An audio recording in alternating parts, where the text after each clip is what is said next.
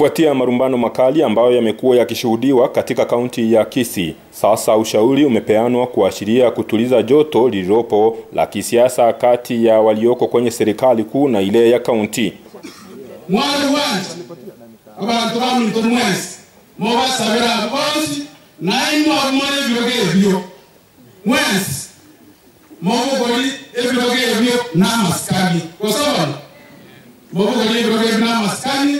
Insomna ya komire morenga na kinda kore ibe morenga na kinda kore abantu bana baracho ogoguma afadhali. Hivi majuzi tu ambapo waziri wa elimu Ezekiel Machogu alimkemea gavana wa kaunti ya Kisii Arati.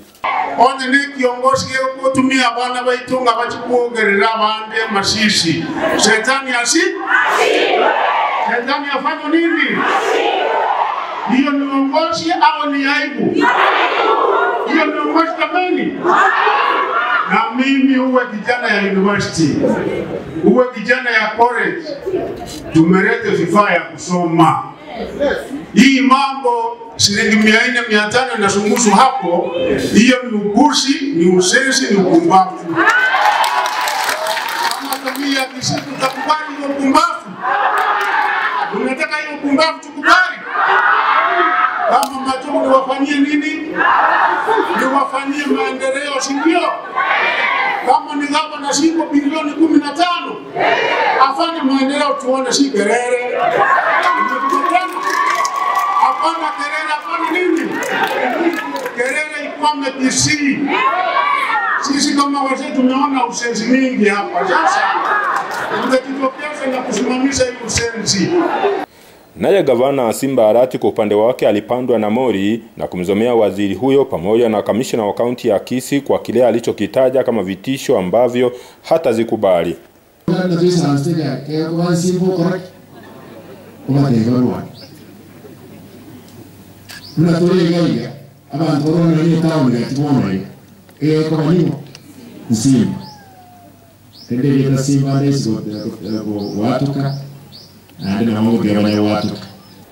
Kufuatia na hilo, sasa viongozi wamejitokeza na kutaka uwiano uwepo. Kenani ni mwanasiasa kutoka Nyaribari Chache. Kufuatana na kutosikizana, kila mtu anafuta pande yake, so tumegawanyika. Ingekuwa bora na inaitia mwaliko our council of elders, hawa wazee na mama ambao tulichagua miaka sasa, nilikuwa miaka nyingi sana tangu bwana mheshimiwa na chai pamoja nilikuwako hata wakati walikuwa tunatengeneza huo hicho kiti cha ufalme ya kuleta watu wetu pamoja. Inafaa waje waite hao ambao hawasikizani sasa, wafafanue wakiwa pamoja kwa komiti na kwa group, waje na jawabu ambalo italeta amani. Kenani anahoji kuwa marumbano haya hayana kuu ambalo wana kaunti ya Kisii wanangoja. Siasa sasa imeingia, wanarushiana maneno.